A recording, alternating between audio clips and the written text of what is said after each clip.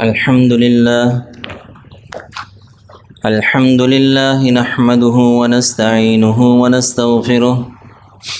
ونؤمن به ونتوكل عليه ونعوذ بالله من شرور أنفسنا ومن سيئات أعمالنا من يهده الله فلا مضل له ومن يضلله فلا هادي له ونشهد أن لا إله إلا الله وحده لا شريك له ونشهد أن سيدنا ومولانا محمدا عبده ورسوله أما بعد فأعوذ بالله من الشيطان الرجيم بسم الله الرحمن الرحيم أحل الله البيع وحرم الربا قال النبي صلى الله عليه وسلم الربا 70 حوبا أيسرها أن ينكح الرجل أمه صدق الله مولانا العظيم وصدق رسوله النبي الكريم ونحن على ذلك لمن الشاهدين والشاكرين والحمد لله رب العالمين۔ میرے محترم دوستوں اور بزرگوں، اس دنیا کو ہم جو دارالاسباب کہتے ہیں، اس کی وجہ یہ ہے کہ یہاں پر جتنے بھی اللہ تعالیٰ نے ہمارے متعلق کام کیے، جو بھی کام کرنے کے ہیں یا نہ کرنے کے ہیں، ان کو اسباب کے ساتھ جوڑا ہے۔ اسی طرح انسان کی صحت ہے، بیماری ہے، علاج معالجہ ہے، ان سب چیزوں کو اسباب کے ساتھ جوڑا ہے۔ حتیٰ کہ جو ہمارے دینی احکامات ہیں، نماز ہے، روزہ ہے، زکوٰۃ ہے، حج ہے، ان کو بھی اسباب کے ساتھ جوڑا ہے۔ جیسے نماز ہے تو نماز کا سبب وقت قرار دیا گیا کہ وقت کو سبب کہا ہے شریعت نے، کہ یہ وقت سبب ہے نماز کے واجب ہونے کا۔ وقت داخل ہوگا تو نماز واجب ہوگی، فرض ہوگی۔ وقت سے پہلے نماز فرض نہیں ہے۔ عصر کا وقت داخل ہو گیا، عصر کی نماز فرض ہوگی۔ مغرب کا وقت داخل ہو گیا، مغرب کی نماز فرض ہوگی۔ اسی طرح روزہ ہے تو شریعت کہتی ہے اس کا سبب رمضان کا مہینہ ہے کہ رمضان کا چاند نظر آئے گا تو روزہ رمضان کا فرض ہو جائے گا، جب تک نظر نہیں آئے گا فرض نہیں ہوگا۔ اسی طرح زکوٰۃ ہے تو زکوٰۃ کا سبب مال ہے کہ ایک خاص لمٹ ہے، خاص مقدار ہے، اتنا مال جب آ جائے گا تو پھر زکوٰۃ واجب ہوگی، وگرنہ واجب نہیں ہوگی۔ تو یہ جس طرح ان دینی احکامات کو جوڑا ہے، اسی طرح اللہ تعالیٰ نے جو انسانوں کی بقا ہے، اس کا جو سبب قرار دیا شریعت نے، وہ قرار دیا کاروبار کو، کہ کاروبار جو ہے یہ انسان کی بقا کا سبب ہے۔ اگر کاروبار مطلقاً حرام ہوتا کہ بس کاروبار نہیں کرنا، شکار کرو یا ویسے جو مرضی کرو، کسی طرح سے روزی کماؤ، لیکن کاروبار نہیں کر سکتے، تو شاید یہ بقا نہ رہتی۔ تو علماء فرماتے ہیں کہ یہ جو بقائے انسانی ہے، اس کا سبب کاروبار، کہ اللہ تعالیٰ نے کاروبار کو جائز قرار دیا۔ احل اللہ البیع، کہ اللہ تعالیٰ نے بے کو حلال قرار دیا، کاروبار کو جائز قرار دیا۔ البتہ بعض صورتیں ایسی ہوتی ہیں کہ اس میں وہ کاروبار ناجائز ہو جاتا ہے۔ اس میں اور بھی کئی کاروبار ہیں، ابھی تو صرف ایک پہلو پر بات کرنا مقصود ہے، اور وہ بھی مختصر سی اشارہ کرنا مقصود ہے، پوری بات کرنا بھی مقصود نہیں ہے۔ کہ کاروبار کے اندر ایک عنصر سود کا ہے، کہ سود کا عنصر اگر پایا جائے گا تو کاروبار حرام ہو جائے گا۔ اب سود کی بھی مختلف صورتیں، سب پر بات کرنا مقصود نہیں ہے، اتنا وقت بھی نہیں ہوتا۔ یہ ایسا ایک عام سا موضوع ہے کہ جو تقریباً لوگ سمجھ رہے ہوتے ہیں کہ سود کسے کہتے ہیں، کہ مشہور اسی طرح یہ اور ہے بھی ایسے ہی کہ قرضہ دے کر زائد لیا جائے، جیسے بینکوں میں ہوتا ہے، قرض دے دیا جائے اور قرضے کے اوپر جو ہے نا زیادہ لیا جائے، اس کو سود کہا جاتا ہے۔ جیسے حدیث شریف میں آپ صلی اللہ علیہ وسلم نے فرمایا کہ سود کی ایک صورت یہ بیان فرمائی، کل قرض جر نفعا فہو ربا، کہ ہر قرضہ کہ جس کے ساتھ نفع ہو، ہر وہ قرضہ جس کے ساتھ نفع ہو وہ سود ہے۔ چونکہ جو قرض کو معاشرے میں جائز قرار دیا گیا نا، یہ اخوت کی بنیاد پر ہے، یعنی کہ اس کے اندر کیا ہے، ہمدردی کی بنیاد، یہ پہلو ہونا چاہیے کہ یہ نہیں کہ ایک بندہ پھنس گیا ہے، مصیبت آ گئی ایک بندے پر تو الٹی چھری سے ذبح کر لو۔ شریعت ایسے کاموں کو جائز قرار نہیں دیتی، کیونکہ قرض کا مقصد یہ ہے کہ جب ضرورت پڑ گئی بندہ قرض لے گا، وغیرہ دیکھیے کہ اس کو جائز بھی قرار دیا گیا اور ناپسندیدہ بھی۔ آپ صلی اللہ علیہ وسلم نے ایسا عمل کر کے دکھایا کہ جیسے حدیث میں آتا ہے، اس کا مفہوم ہے کہ ایک صحابی رسول تھے، ان کا جنازہ تھا، تو آپ علیہ وسلم نے فرمایا اس پر قرضہ تو نہیں ہے؟ تو کسی نے کہا کہ ہاں 1 درہم قرضہ ہے، 1 درہم معمولی سا قرضہ ہوتا ہے، اس پر 1 درہم کا قرضہ ہے۔ تو حضور نے فرمایا کہ سلو، تم نماز جنازہ پڑھ لو، میں تو نہیں پڑھوں گا۔ تو وہ جو مرنے والے تھے حضرت ابو قتادہ رضی اللہ تعالیٰ عنہ کو، وہ دوست تھے صحابی رسول، حضرت ابو قتادہ مشہور صحابی ہیں، ان کے دوست تھے، تو انہوں نے کہا یا رسول اللہ، وہ جو اس کا قرضہ ہے مجھ پر، میرے ذمے، میں قرضہ ادا کروں گا۔ پھر حضور نے جنازہ پڑھایا،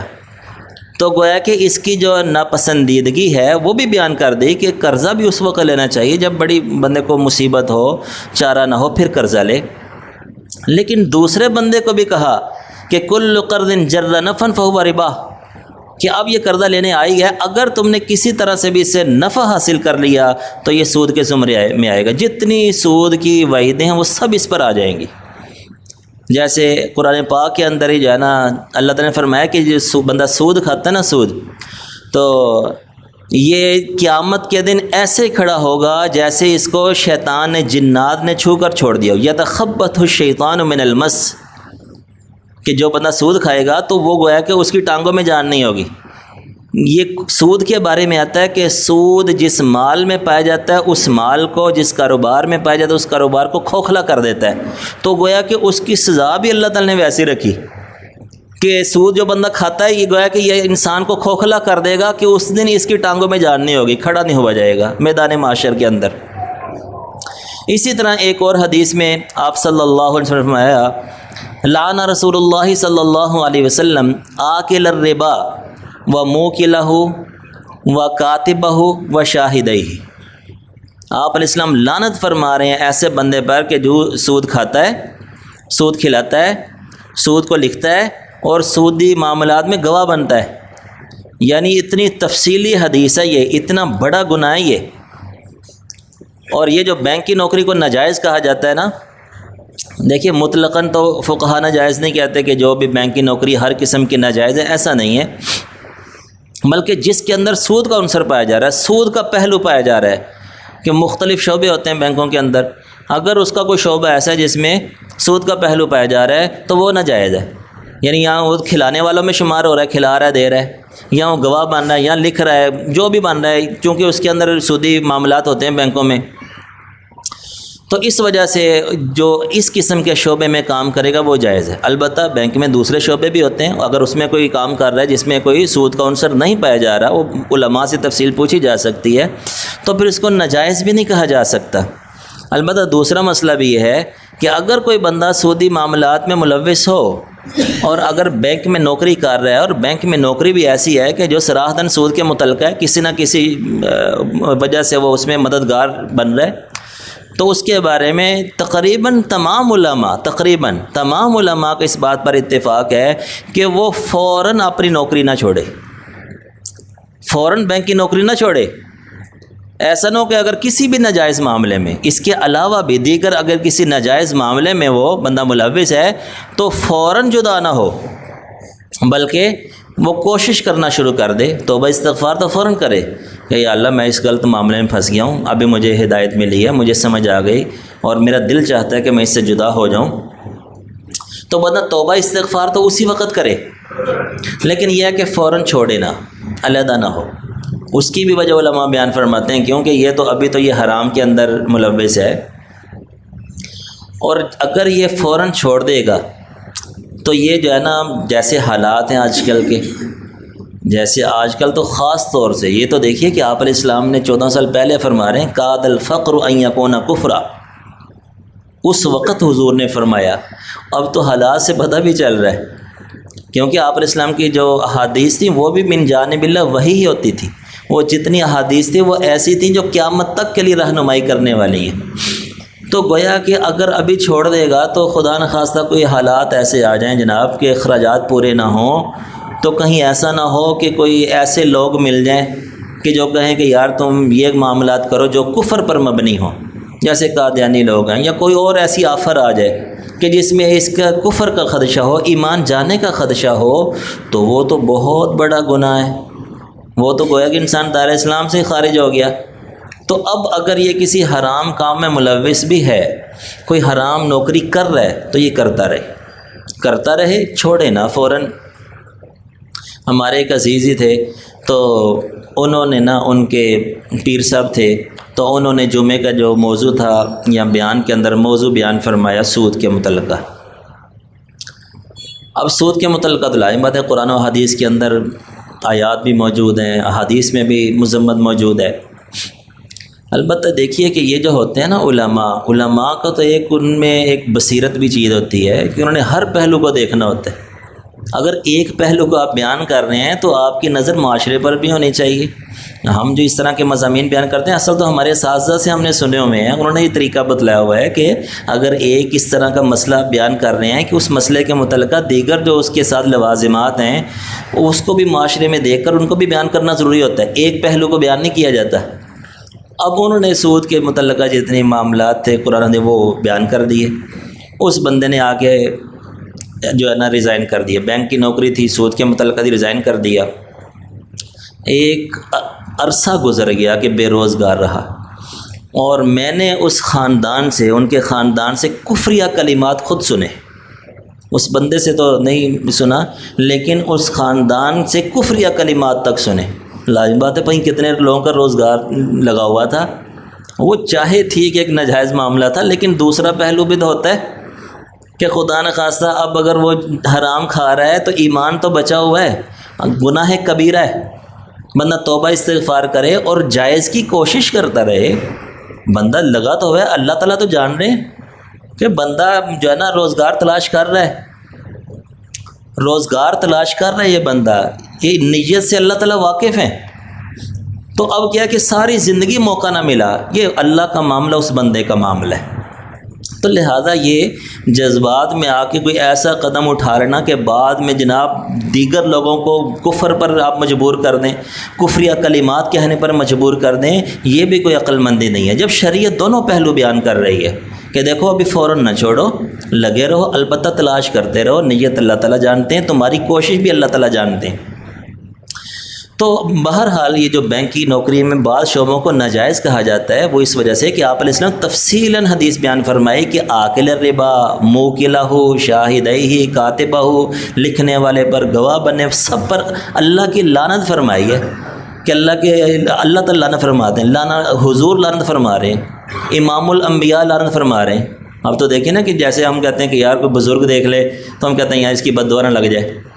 اس کی بد دعا سے بھی ڈرتے ہیں کہ یار بد دعا نہ لگ جائے، بلکہ کوئی ملنگ ہی جا رہا ہو نا تو لوگ اس سے بھی ڈرتے ہیں۔ جیسے ہمارے عقائد بھی تو کمزور ہیں نا، جیسے مارکیٹ میں آپ ایک نئی چیز لانچ ہوئی ہے، بلکہ ہمارے دور میں بھی تھی، وہ اتنے سے سارے ہوتے ہیں، دولہ شاہی کی چوئی کہا جاتا ہے اس کو، زمانہ جاہلیت کی چیزیں ابھی تک چل رہی۔ وہ کراچی میں ایک دربار ہے، تو جناب جو لوگ نظریں مانتے ہیں تو اس میں جس کی نظر پوری ہو جاتی ہے، اس نے کوئی نظر مانی ہوتی ہے کہ میں جو ہے نا ادھر اپنے بچے کو وقف کروں گا، تو وہ پورا ہو جاتا ہے معاملہ، تو پھر لوگ جو ہے نا وہ ادھر اپنے بچوں کو، چھوٹے بچے ہوتے ہیں وہ ادھر وقف کر جاتے ہیں، اور پھر وہ خول چڑھا دیتے ہیں، ان کی پرورش اس طرح سے کرتے ہیں کہ خول چڑھا ہوتا ہے اور پھر وہ ان کا سر چھوٹا رہ جاتا ہے اور ان کو پھر خوب مہنگے داموں بیچا جاتا ہے۔ یہ جو فقیر لوگ، یہ ہم فقیر نظر آ رہے ہوتے ہیں، پورا کاروبار ہے، پھر لوگ خریدتے ہیں اور اس کے ذریعے سے یہ مانگتے ہیں، اور وہ جس کو ہاتھ لگا دے، بس کسی عورت کو ہاتھ لگا دے تو وہ شاید ہی کوئی عورت ایسی ہو جو اس کو 10-20 روپے نہ دے، کیوں کہ اس نے ہاتھ لگا دیے۔ اتنے تو عقائد ہمارے کمزور ہیں کہ ایک عام سے بندے اور ایک ملنگ کی بد دعا سے بھی بچتے ہیں، تو جناب یہاں تو حضور لعنت فرما رہے ہیں کہ ان سب پر اللہ کی لعنت، اللہ کے رسول کی لعنت ہے۔ اسی طرح ایک اور حدیث میں آتا ہے کہ آپ صلی اللہ علیہ وسلم نے فرمایا الربا 70 حوباً، کہ سود کے 70 گناہ ہیں، اور اس میں ایسرھا این کہ ہر رجل امہ، سب سے ہلکا گناہ یہ ہے کہ بندہ اپنی ماں سے زنا کرے، الیاذ باللہ۔ اب کیا ہے کہ اب بندہ کوئی اللہ اکبر جتنا بھی گنہگار ہو، کتنا غلیظ سمجھتا ہے اس کام کو، تو دیکھیے کہ حضور مثال دے کے سمجھا رہے ہیں، اس کی غلاظت بیان فرما رہے ہیں کہ لوگوں کو اس سے قبیح کام کو سمجھیں کہ کتنا قبیح ہے، اس سے نفرت ہو کہ سود ہے نا، مال سے ویسی بندے کو حرص ہوتی ہے، اور یہ کام سے تو ویسی غلاظت ہے۔ تو ایسی مثال دے کے سمجھایا کہ ہلکا گناہ یہ ہے۔ بلکہ کعب احبار رضی اللہ تعالیٰ فرمایا کرتے تھے، جس کا مفہوم یہ مسند احمد کی روایت ہے غالباً، جس نے فرمایا تھا اس کا مفہوم یہ ہے، وہ کہتے کہ وہ کہتے کہ یہ میں اگر اختیار دیا جائے تو میں یہ اختیار کر لوں گا ماں سے زنا کرنے کو، 1 روپیہ سود کا کھانے کا یہ میں گوارہ نہیں کروں گا، یعنی اتنا یہ سخت گناہ ہے۔ تو بہرحال سود کے متعلقہ قرآن پاک میں آیات بھی موجود ہیں، احادیث بھی موجود ہیں، لیکن اس معاملے میں تھوڑی سی کچھ غلط فہمی بھی ہے۔ اصل تو یہ بات کرنا مقصود تھا کہ 1-2 ہفتوں سے کافی یہ میسیج بھی ہے اس مسئلے کے بارے میں، تو اس لیے میں نے تمہیداً تھوڑی سی بات کر دی کہ سود اپنی جگہ بالکل صریح کبیرہ گناہ ہے۔ لیکن جہاں تک یہ معاملہ ہے کہ اگر اپنی زمین کو ٹھیکے پر دے دیا جائے یا زمین کو حصے پر دے دیا جائے، ایک ہمارے بڑے اسکالر ہیں پاکستان کے، تو انہوں نے یہ مسئلہ بیان کیا، تو ان مسئلہ بیان کرنے میں تھوڑی سی ان سے غلطی یہ ہو گئی کہ الفاظ کا جو چناؤ تھا وہ ذرا احتیاط کے خلاف تھا۔ وہ یہ کہہ بیٹھے کہ اگر زمین کو آپ کرائے پر دیں گے یا حصے پر دیں گے تو یہ صریح قطعی حرام ہے، قطعی ناجائز ہے۔ یہ بالکل ایسا نہیں ہے، فقہاء کے نزدیک بالکل صریح حرام نہیں ہے، قطعی حرام نہیں ہے، البتہ اس میں اختلاف موجود ہے، ائمہ کا اس میں اختلاف موجود ہے کہ یہ کام کیا جا سکتا ہے کہ نہیں۔ ایک بہت بڑا طبقہ یہ کہتا ہے کہ زمین کو حصے پر بھی دے سکتے ہیں،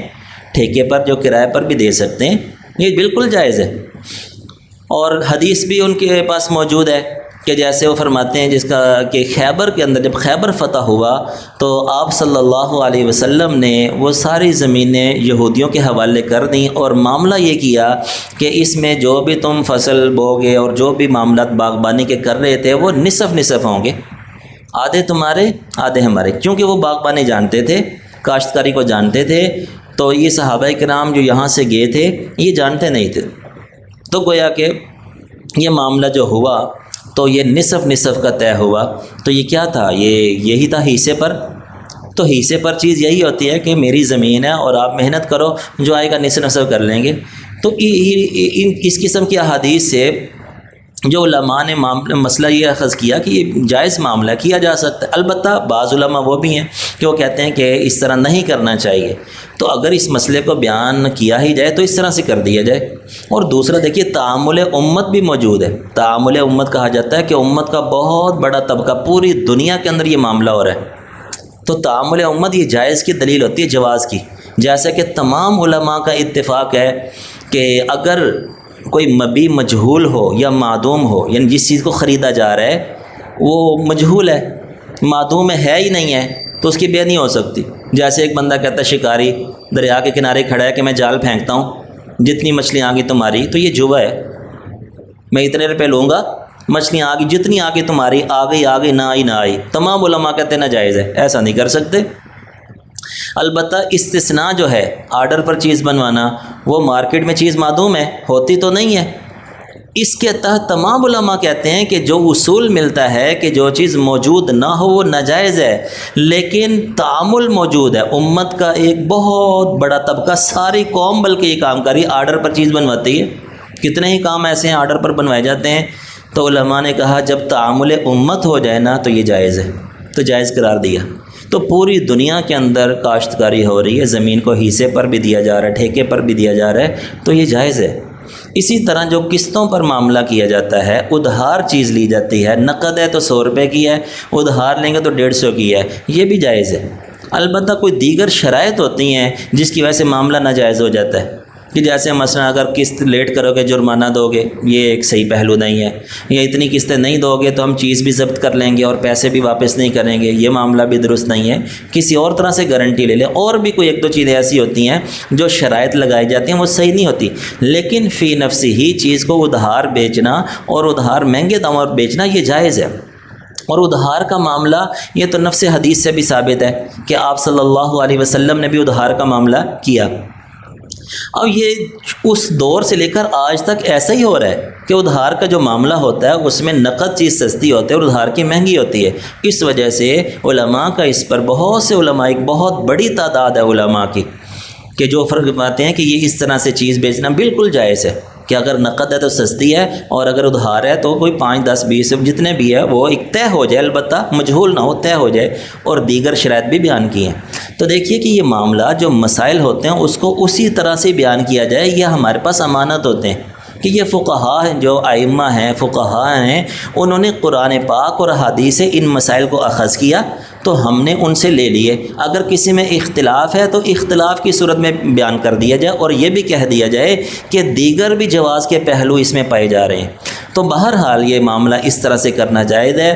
اور یہ جو سود کے معاملات ہیں اس کے ضمن میں لانا یہ البتہ درست نہیں ہے کہ اس کو سود کے زمرے میں لا کے ناجائز قرار دیے۔ سودی معاملات اپنی جگہ، تو دیکھیے اس کے اندر افراط و تفرید جو ہے نا وہ غلط ہے۔ جتنے سودی معاملات ہیں اگر وہ سود کے زمرے میں آئیں گے تو وہ ناجائز ہوں گے، البتہ جن میں اختلاف ہو تو اس کو اختلاف کے ساتھ بیان کرنا چاہیے۔ بہرحال جو کہا سنا اللہ تعالیٰ صحیح فہم نصیب فرمائے۔ وآخر دعوانا الحمدللہ رب العالمین۔